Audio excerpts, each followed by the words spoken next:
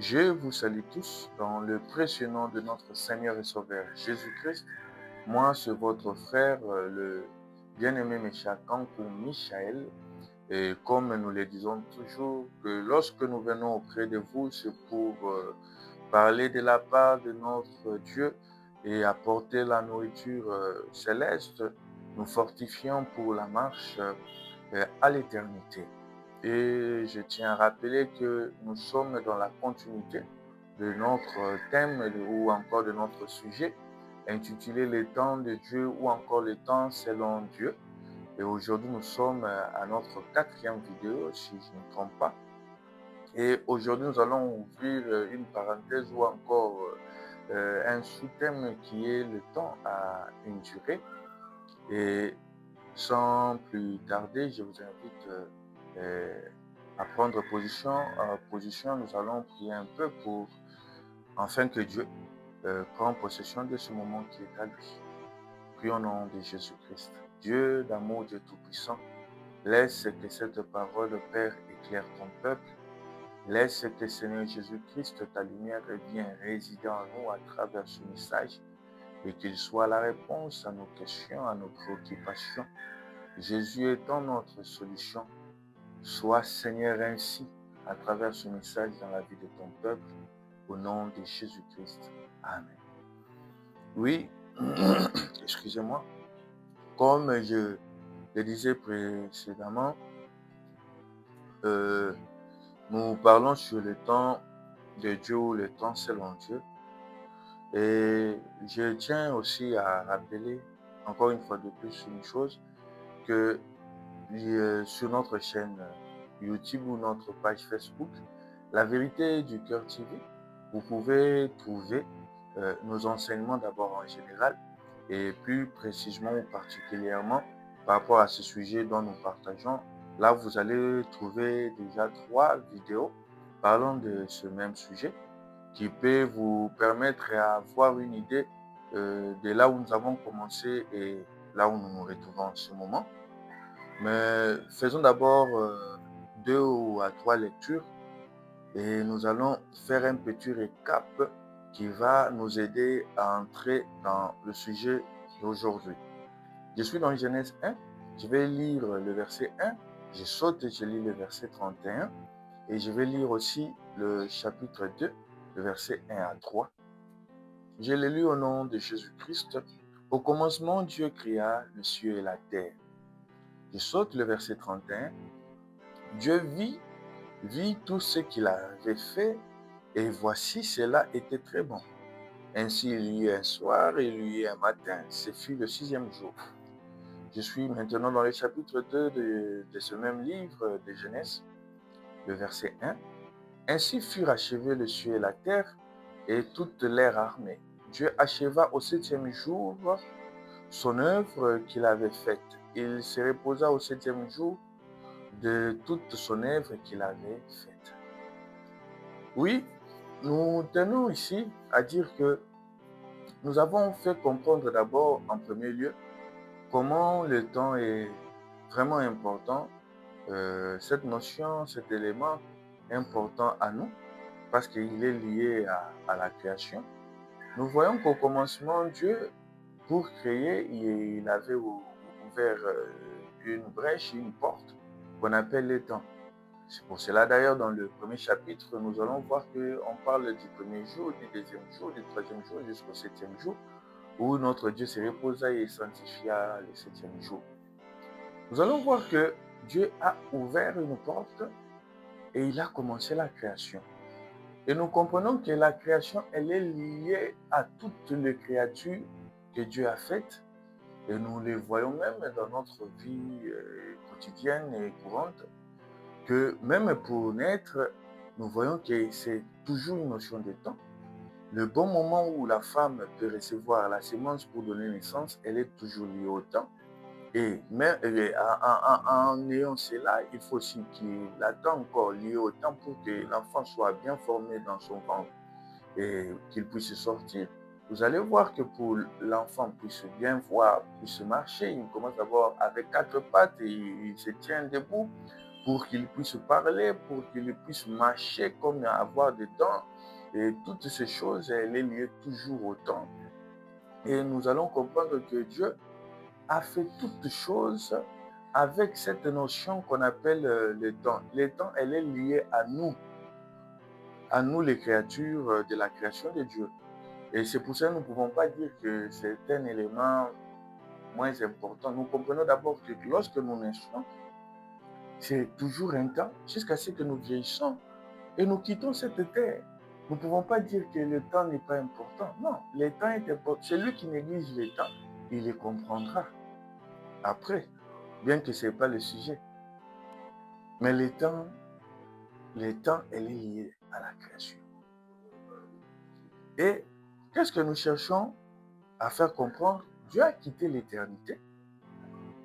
Il a ouvert une porte, une brèche qu'on appelle le temps pour créer.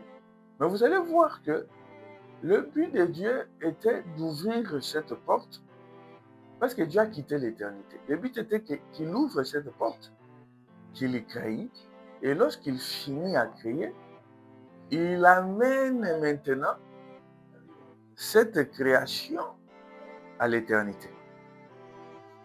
Parce que vous allez saisir ceci. Avant que le péché entre, on n'a jamais parlé de l'âge d'Adam. En Éden, on n'a parlé jamais de l'âge d'Adam. C'est-à-dire, Adam vivait dans l'éternité. Pourquoi? Parce qu'il y avait l'arbre de vie. L'arbre de vie était l'arbre qui permettait ou l'arbre qui faisait en sorte que l'éternité puisse être en exergue ou que l'éternité puisse être manifestée dans la création. Le but de Dieu dès le commencement n'était pas de nous laisser dans le temps. Le but de Dieu était de nous amener à l'éternité.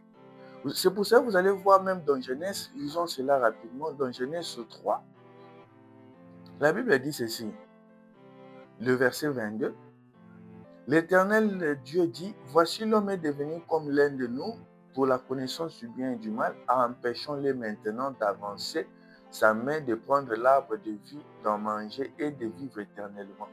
Tu vois qu'on dit empêchons-le maintenant, c'est lorsque le péché est entré, la désobéissance s'est manifestée. Mais avant cela, ce n'était pas un empêchement. Ce n'était pas quelque chose que Dieu avait la pensée d'empêcher. Vous comprenez que lorsque Dieu a créé, le but était d'ouvrir cette porte qu'on appelle le temps. Mais la marche que Dieu avait comme pensée ou finalité, c'était pour amener cette création dans l'éternité. C'est pour cela l'on parla de l'âge d'Adam que lorsqu'il a été chassé d'Éden, lorsqu'il a été privé de l'arbre de vie. Parce qu'en Éden, il n'était pas privé de l'arbre de vie. On ne pouvait pas parler de l'âge d'Adam. Adam en Éden, il vivait déjà l'éternité. Mais vous allez comprendre ceci, parce que spirituellement ou prophétiquement, la marche dont nous nous retrouvons aujourd'hui, c'est une marche de la création. Parce que Dieu veut recréer pour amener ce but-là du commencement, cet objectif du commencement, à son Église. Je sais que nous pouvons aussi avoir des difficultés de saisir à une personne qui est encore au début de sa foi. Mais nous comprenons que Dieu veut reprendre, ou ce n'est pas que Dieu veut, il est déjà en train de faire cette marche, de reprendre. Et nous sommes dans cette marche-là de la récréation, prophétiquement ou doctrinalement, elle est déjà effective parce que la Bible dit que Dieu a renouvelé, il nous a fait de nouvelles créatures ou une nouvelle création. Ça, d'une manière doctrinale, nous devons vivre déjà des œuvres de cette nouvelle création, c'est-à-dire quand je parle de la doctrine d'une vie pratique, de la notion que nous allons vivre dans l'éternité, nous sommes en train déjà de goûter à ces œuvres-là. Mais prophétiquement, notre chair ici doit porter un autre corps incorruptible. Nous comprenons que Dieu veut toujours reprendre l'objectif du commencement, mais il veut le reprendre maintenant, aujourd'hui, pour nous amener toujours dans l'éternité. Et c'est pour cela que Dieu est en train encore de travailler comme il travaillait au commencement pour la création. Il est en train encore de travailler aussi aujourd'hui pour cette nouvelle créature, pour que cela ait ce nouveau cieux, nouvelle terre que nous lisons dans le livre d'Apocalypse. Parce que même cette terre est en train d'être travaillée. Mais avec les yeux spirituels que vous pouvez saisir ou comprendre. Parce qu'il y a la nouvelle Jérusalem doit se manifester. Ce n'est pas dans une autre planète, c'est ici. Dieu va répéter cette œuvre-là du commencement. Mais vous allez voir que c'est toujours lié au temps.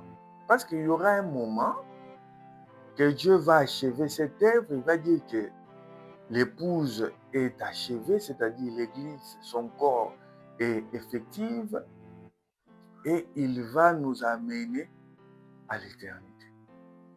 Mais pourquoi je l'ai dit? Parce que dans nos lectures que nous avons fait au début de cette vidéo, nous avons fait qu'au commencement, Dieu créa, et puis nous avons dit encore au chapitre 2 de Genèse que Dieu a achevé l'œuvre. Nous comprenons ceci. Dieu n'a jamais donné ou n'a jamais utilisé le temps pour que cela soit vide. Et Dieu n'a jamais utilisé le temps pour qu'il y demeure.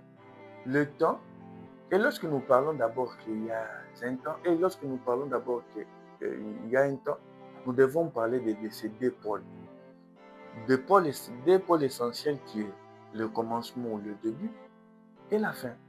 Nous ne pouvons pas parler du temps s'il n'y a pas ces deux pôles-là.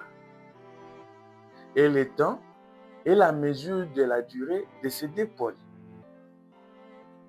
C'est-à-dire quand nous disons que Dieu a ouvert une porte pour créer, parce que, c'est-à-dire, comme l'œuvre a commencé ou a débuté, ça veut dire qu'il y a eu un temps.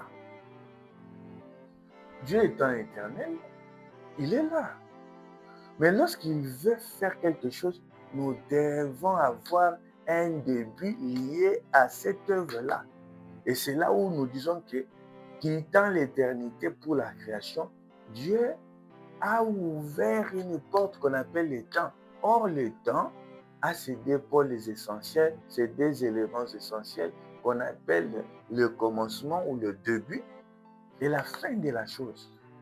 Et Dieu utilise toujours et donne toujours le temps, c'est pour un travail. C'est pour cela que vous allez voir qu'au commencement, la Bible dit que Dieu dit que la lumière soit, la lumière fut. Et le deuxième jour, Dieu sépara les eaux d'avec les eaux. Le troisième jour, il sortit de la terre du jour. Il dit que la terre produise. Nous voyons que l'œuvre que Dieu est en train de faire, c'est une œuvre d'aménagement. C'est une œuvre de la formation, d'une préparation. Parce qu'il préparait la terre aussi à recevoir. Même Éden, vous allez voir que Éden a été préparé pour que l'homme vienne. Éden n'a pas été fait avant l'homme, après l'homme. Dieu avait d'abord fait Éden, préparé qu'il y ait un espace où l'homme sera accueilli. Et il a préparé toutes ces choses, il a aménagé. Le travail que Dieu a effectué en se donnant le temps, c'était un travail de la transformation, de la production, parce qu'il avait dit que la terre produise. Il a fait un travail d'aménagement. Parce qu'on dit que la terre est informe et vide, Dieu a fait un travail de la réparation. Vous comprenez que lorsque Dieu donne le temps, lorsque Dieu utilise le temps, c'est toujours pour un travail. C'est pour te préparer. Nous aussi, nous sommes dans le temps, comme on dit aussi, nous sommes dans le temps de la grâce. C'est pourquoi Jésus-Christ, lorsqu'il a prêché, il dit que je suis venu proclamer une année de grâce. C'est toujours lié au temps. Et ce temps-là, c'est un temps de travail. Le temps que Dieu donne n'a jamais été vide. Dieu ne donne jamais le temps et que ce temps-là soit vide. Dieu fait toutes choses pour un but. Lorsque vous voyez que devant une situation, Dieu vous donne plus de temps, devant une circonstance, vous voyez que ça prend encore plus de temps, discernez ou comprenez ceci. Il y a quelque chose que Dieu veut aménager, que Dieu veut préparer, que Dieu veut produire, que Dieu veut bâtir, que Dieu veut transformer ou former en toi. Que le diable ne te séduise pas. Dieu ne laisse jamais le temps. Alors, il ne faut pas que ton cœur se trouble dans les comparaisons. Vous allez comprendre ceci. Dieu a mis dans la nature beaucoup d'enseignements. Vous pouvez même être des jumeaux ou des jumelles, mais lorsqu'il s'agit de marcher, lorsqu'il s'agit de dents sortir, lorsqu'il s'agit de parler, vous ne parlerez pas au même moment. Même la nature nous donne des enseignements des choses de Dieu. Mais pourquoi, étant des jumeaux, vous êtes sortis le même jour? Mais même en sortant, vous ne sortirez pas au même moment. C'est-à-dire, Dieu travaille toujours par des cycles. Bien que nous allons approfondir ce domaine ici, et encore, si Dieu le permet, plus tard et avec plus de détails, nous devons d'abord comprendre que lorsque Dieu donne le temps, il lui donne le temps pour un travail. Lorsque tu vois que ce que toi, tu espères et que tu attends, traîne, ne regarde pas les autres. Parce que même dans la nature, j'ai donné cet exemple des enfants pour que nous puissions saisir que tout un chacun a sa saison. Mais il faut savoir que lorsque tu vois maintenant que Dieu donne plus de temps, saisis ceci, que c'est lié à un travail. Voyons, le peuple d'Israël sort de l'Égypte. Il y avait un chemin plus court. La Bible le dit, lisons cela. Exode 13, 17. Exode 13, 17. La Bible dit ceci. Je l'ai lu au nom de Jésus-Christ. Lorsque Pharaon laissa aller le peuple de Dieu, lorsque Pharaon laissa aller le peuple, Dieu ne les conduisit point par le chemin du pays des Philistins, quoique le plus proche. Car Dieu dit, les peuples pourraient se repentir en voyant la guerre et retourner en Égypte. Vous allez voir que Dieu fait toujours des choses selon le fruit de l'esprit. Parce que quand nous parlons des fruits de l'esprit de Galates 5, 22, il y a la patience, il y a la douceur, il y a l'amour. Vous comprenez que ce sont des choses liées à Dieu. Et vous allez voir que la Bible ne dit pas le fruit au pluriel, mais c'est au sein de le fruit. C'est le seul fruit-là qui possède ces qualités. Et dans la création, comme Dieu est esprit, ça existait. Et Dieu ne fait pas quelque chose sans ces éléments-là qu'on appelle aussi la patience. Vous comprenez que la patience, elle est liée à Dieu. Et dans le temps, lorsque Dieu crée, vous allez toujours trouver cet élément-là. Et lorsque Dieu te donne plus de temps, comprends que Dieu te donne l'espace ou le lieu à aménager, à transformer, à travailler. Car Luc 1, si je ne me trompe pas au verset 37, dit que rien n'est impossible à Dieu. Quand vous comprenez que Dieu a créé, il a créé le ciel et la terre en 7 jours, ce n'est pas qu'il n'y avait pas une autre possibilité que cela se fait dans un laps ou dans un clin d'œil. Non. Mais si vous comprenez que comme rien n'est impossible à Dieu, il y avait cette possibilité. Mais pourquoi Dieu a voulu nous amener à 7 jours? Dieu a voulu faire des choses petit à petit. Parce que ça fait partie de son caractère, de ses attributs. Il y a eu le premier jour. Il y a eu le deuxième jour. Il y a eu le troisième jour. Et vous allez voir qu'il y a un élément qui est fait le premier jour, qui va se répéter il y a un matin, il y a un soir. Il y a un matin, il y a un soir, qui a commencé le premier jour. Et ce qui a commencé le premier jour va se manifester au deuxième jour. Ce qui a commencé au premier ou au deuxième jour va se manifester au troisième jour, ainsi de suite.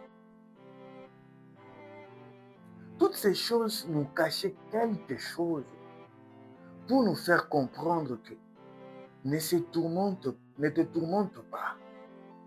Lorsque tu vois quelque chose y arriver précipitamment dans la vie de ton frère ou de ta soeur,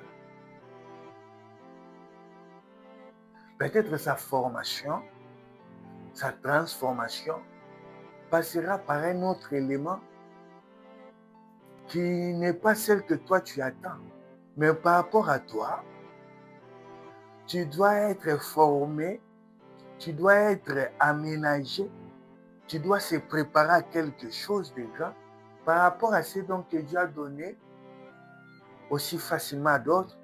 Mais pour toi, ça sera un lieu de travail, un lieu de transformation. Lorsque tu vois quelque chose prendre le temps, il faut commencer à saisir ou chercher à savoir quelle est la chose que Dieu veut que j'y travaille par rapport à ce temps. Parce que lorsque Dieu voit le moi, Dieu doit les travailler pour que tu puisses que dépendre de lui. Vous allez voir que Israël, dans le chemin du désert, il ne dépendait que de Dieu. Parce que c'était la colonne de nuée qui leur faisait marcher. Même Moïse se déplaçait que lorsque la colonne de nuée de feu se déplaçait. Dieu veut ramener cette dépendance-là. Parce que l'appel de la création de l'homme, c'est un appel de la ressemblance et de l'image. Et la désobéissance avait séparé cette alliance-là. Et c'est pour cela, d'ailleurs, vous allez voir que dans le système de ce monde actuel, on cherche à amener l'homme à l'indépendance, excusez-moi, à l'indépendance de Dieu. Bien que ce n'est pas même notre sujet, je vous l'ouvre un peu. Seulement, même quand nous parlons de la marque de la bête ou les 666, c'est le chiffre de l'homme qui est le 6 qui se répète à 3 fois, comme une confirmation. C'est-à-dire l'homme veut prendre la place. Et vous allez saisir ceci. Lorsque Dieu n'est pas contre qu'on limite. Parce que Ephésiens 5:1 nous dit ceci, que nous devons imiter notre Seigneur. Mais regardez, dès le commencement, le diable, lorsqu'il est venu séduire dans les jardins, il ne vient pas changer vraiment la pensée là, de ressembler. Mais il vient avec une manière subtile en faisant ceci. Le diable vient, il ne va pas changer que tu puisses imiter Dieu, non. Il va seulement changer le pourquoi tu l'imites. Nous imitons Dieu pour lui ressembler, pour être son image. Mais lui, il va vouloir t'amener à imiter Dieu, pas pour lui ressembler, mais pour lui remplacer, c'est-à-dire ôter la place de Dieu et que l'homme prend la place de Dieu. Et c'est ce que lui-même fait. Parce que le diable lui-même se déguise aussi comme 1 Corinthiens 11, 2 Corinthiens 11, si je ne me trompe pas, ou 1 Corinthiens 11. Il est dit, le verset 14, si je ne me trompe pas. C'est 2 Corinthiens. Vous allez voir qu'il se déguise aussi en ange de lumière. Mais le but, quand il cherche à imiter, ce n'est pas pour ressembler, c'est pour remplacer. Et cette désobéissance-là est venue même ôter la compréhension du temps. Parce que lorsque nous disons que nous parlons sur les temps de Dieu ou les temps selon Dieu, c'est pour que nous ne puissions pas comprendre les temps ou utiliser les temps comme le monde. C'est pour que nous puissions utiliser, comprendre les temps comme Dieu les comprend. Parce que l'appel que Dieu a fait à notre création, c'est un appel à la ressemblance. Là où Dieu voit A, nous aussi nous devons voir A. Comme Dieu voit B, nous aussi nous voyons B. C'est ça l'appel à notre création. Et c'est pour cela que le diable cherche maintenant à mettre cette zizanie dans la compréhension parce qu'il sait quoi? Il sait que lorsque Dieu donne le temps de Dieu n'est jamais vide. Et lorsque Dieu donne le temps, c'est pour juger le travail fait au temps. Parce que nous l'avons dit, que le temps a deux pôles. Le temps a deux pôles essentiels qui est le commencement ou le début ou la fin et l'achèvement. Même dans la création, nous l'avons vu. Qu'il y a eu un début et il y a eu une fin au 7e jour. Mais vous allez voir que avant que Dieu se repose, lorsqu'il finit le travail, parce qu'au 7e jour, il n'avait pas travaillé, il s'est reposé, il a béni. Lorsqu'il finit le travail au 6e jour, le verset 31 du premier chapitre de Genèse dit que Dieu a dit ceci que il a regardé, Dieu vit tout ce qu'il avait fait. Et voici, cela était très bon. Dieu a jugé le travail fait lié au temps. Dieu a fait un jugement. Lorsque Dieu te donne le temps, il faut savoir que le temps de Dieu n'est jamais éternel. Le temps a toujours un début et une fin. Lorsque Dieu te donne le temps, c'est pour travailler. C'est pour... Et ce travail-là, ne crois pas que tu es seul dans le travail. Non. Dieu, vous allez comprendre que la manière dont Dieu a fait des choses, lorsqu'il a créé, arrivé à l'homme, il appelle l'homme à son image et à sa ressemblance, ça veut dire ceci. Comme Dieu travaille dans le temps, nous étant sa ressemblance et son image, nous faisons aussi la même chose. C'est pour cela que vous allez voir dans Genèse 2,15, lorsque Dieu a fini le travail, il a laissé la continuité du travail à l'homme. Il dit ceci. Il a laissé les jardins pour garder et cultiver. Vous comprenez que ce que Dieu fait, il aime aussi que l'homme le fait. Il aime que l'homme soit associé à ce qu'il fait. Mais ce que Dieu attend est que quand l'homme le fait, il le fait dans l'optique ou dans la vision de la dépendance à lui. Il ne le fait pas par rapport à lui l'homme, mais il le fait par rapport à lui Dieu. Parce que tu y es son image. C'est-à-dire, vous n'êtes pas dissocié. Vous êtes associés. Dieu continue l'œuvre dans l'homme. C'est pour cela que c'est l'homme qui a nommé le nom des animaux. Dieu a laissé la responsabilité aussi à l'homme. Et lorsque Dieu te donne le temps, c'est pour que vous puissiez travailler ensemble avec lui pour une transformation quelconque, pour une formation quelconque, pour un aménagement, pour une réparation, pour bâtir, pour produire quelque chose. Et le temps de Dieu n'est jamais éternel. Nous voyons comment Dieu a travaillé, comment Dieu a fait quelque chose du premier au 6e jour.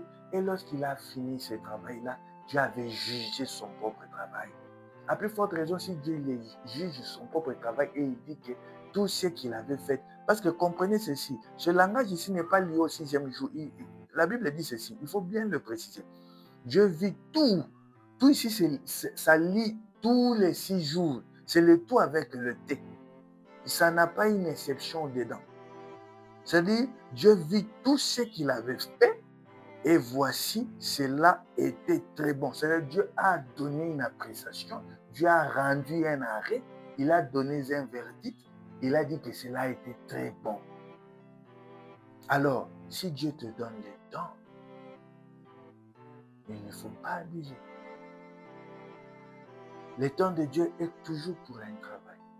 Le temps de Dieu n'est jamais vide, a toujours des objectifs.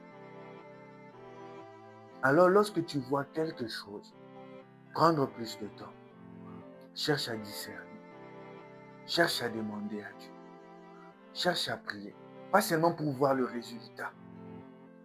Parce que nous comprenons que ce soit les 40 ans que le peuple d'Israël a fait dans le désert, que ce soit les 7 jours de la création, toutes ces choses-là étaient liées à la souveraineté de Dieu.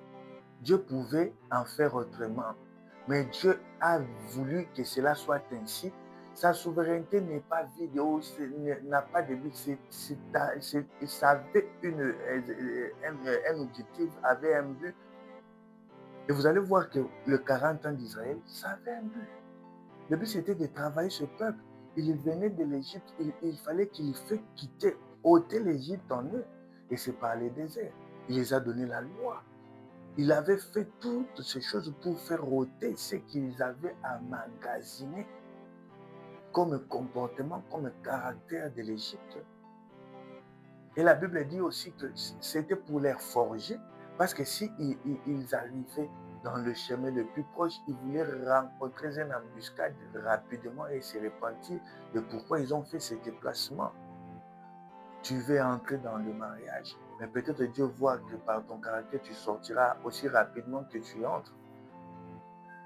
C'est pour ça que Dieu te donne encore plus de temps.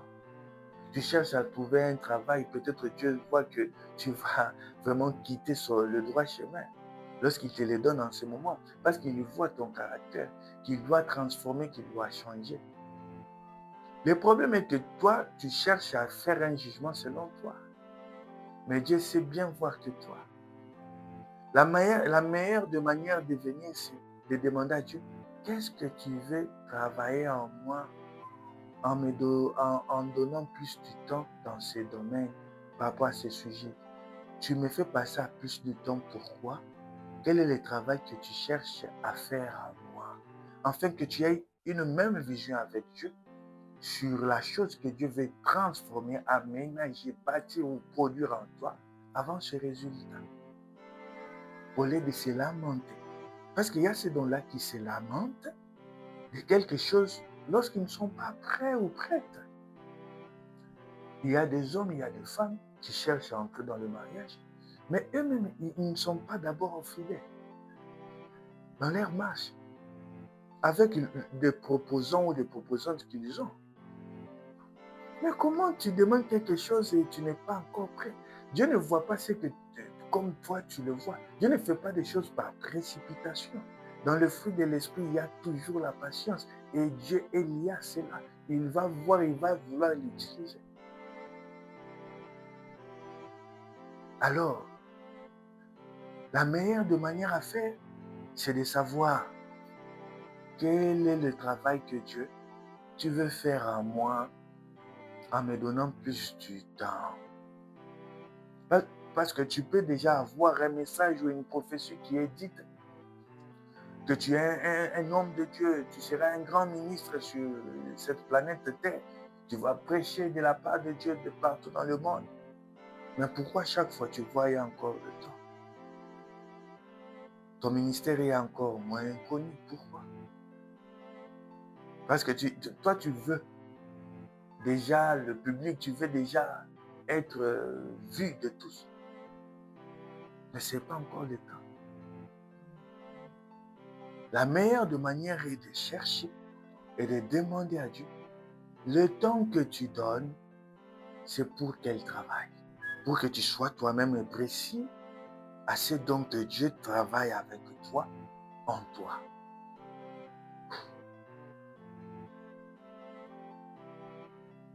Quand il y a encore le mois, vous allez voir que même pour avoir Isaac, Dieu a voulu qu'Abraham et Sarah arrivent dans la vieillesse. C'est-à-dire qu'ils arrivent dans un point que si cela arrive, c'est Dieu. Parce que même naturellement, cela ne peut pas se faire. Parce que en étant jeune, Il pouvait dire que j'ai cette capacité-là. Dès que j'irai vers ma femme, dès que je serai avec mon homme, j'aurai ceci, j'aurai cela. Il pouvait associer cette grâce, cette bénédiction de Dieu à leurs efforts. Je vais ôter ton toit là, ton moi. Je veux que tu puisses dépendre de Dieu. Lorsque tu as encore de la force, parce que l'appel même que Dieu fait, venez à moi, c'est vous tous qui êtes fatigués et chargés. Lorsque tu as encore de la force, Abraham a eu Isaac quand il n'avait plus de la force, de la vigueur. C'est-à-dire sa force devenait dure. Parce que lui-même, sa force, il n'en avait plus. Et peut-être c'est ce que Dieu veut travailler en toi. Tu crois encore que c'est par ta beauté que tu auras le mariage, ta gentillesse. Non, tu peux être gentil, tu peux être belle, tu peux être intelligent ou intelligente. Tu es tellement rassurant par rapport à ton intelligence pour le travail, ces tests, et cet examen, lorsqu'on va me poser, je vais réussir et j'aurai le job. Par rapport au nombre, si nous sommes 5, je crois que je serai dans les 5 premiers. Cette confiance-là. Dieu ne veut pas que tu puisses ôter le travail. Dieu ne veut pas dire que l'homme puisse croiser le main et ne faire rien. Non, Dieu aime que l'homme travaille, mais en dépendant de lui, c'est-à-dire en associant Dieu dans ses travail et en faisant ensemble avec lui et en se confiant. C'est cette dépendance-là. Laissez toujours Dieu dans sa place. Et c'est là que Dieu verra que le travail est fini. Et il témoignera que cela est bon. Alors, le temps que Dieu nous te donne à se repentir, ne crois pas que c'est éternel. Dieu, lorsqu'il donne le temps, ça a toujours un début et une fin. Même notre vie sur terre les témoigne. Nous venons ici, nous naissons sur terre, mais à un moment donné, nous allons les quitter. Le temps de Dieu n'est pas éternel. Il faut bien travailler. Il faut bien faire l'œuvre que Dieu t'appelle à faire. Parce qu'à la fin, Dieu juge les travails. S'il ne s'est pas privé à juger son propre travail, après la création, il a dit qu'il a regardé, Dieu a regardé, il a fait un examen, il a fait une appréciation. Il a regardé, il a vu tout ce qu'il avait fait et il a dit que cela était très bon.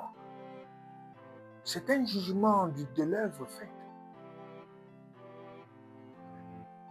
Alors, ne regarde pas et ne crois pas qu'il y a toujours le temps.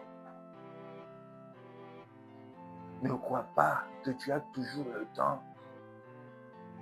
Ne foule pas la grâce de Dieu. Dieu t'appelle à l'abandon de la mauvaise vie. Par ce message, Dieu fait cet appel. Viens vers lui. Viens vers lui. Et pour toi, le temps de Dieu, le voici pour abandonner cette mauvaise vie. Tu l'as tant fait. Il y a un temps, comme la Bible le dit, il y a un temps pour tout. Et comme nous l'avons dit, que Dieu fait toujours des choses par des cycles, par des saisons.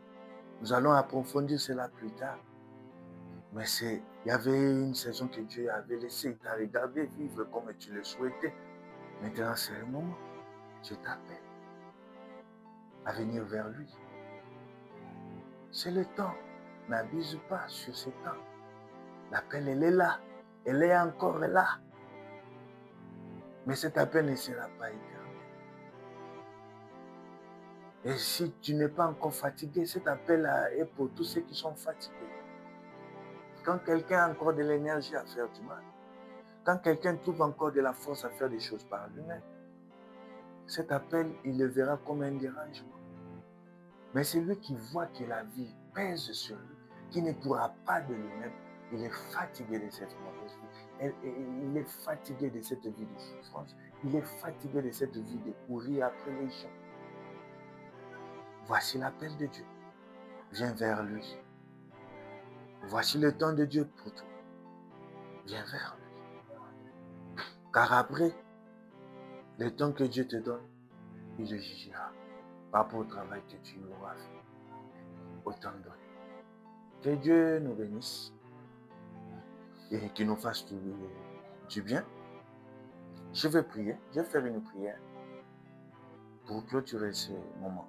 Éternel notre Dieu, laisse que ce message touche le cœur de mon frère et de ma soeur qui te suit, Seigneur, à travers ce message. Laisse que la puissance du Saint-Esprit leur soit favorable, car c'est toi qui sais convaincre le cœur. Ô Seigneur Jésus-Christ, ne nous juge pas, Seigneur, dans ta rigueur, mais donne encore, Père éternel, mon Dieu, le temps. Comme ce parabole de Saint Jésus-Christ, cet homme qui est venu, qui a dit, donne encore du temps, je mettrai des choses, peut-être cela produira. Je mettrai de la semence, je mettrai des choses, peut-être ces plantes, cet arbre donnera des fruits. Oh Dieu, donne encore plus du temps à ton peuple. Jésus-Christ, enfin qu'il vienne vers toi. Forme-nous encore, Seigneur, de nouveau. Fais-nous grâce encore et pitié de nous. Relève encore ceux qui sont tombés dans nous de la force à continuer. Jésus, bénis encore ton peuple. Fais encore ce travail à nous, en ton nom glorieux, par le nom tout-puissant de Jésus-Christ. Amen. Que Dieu nous bénisse abondamment et richement.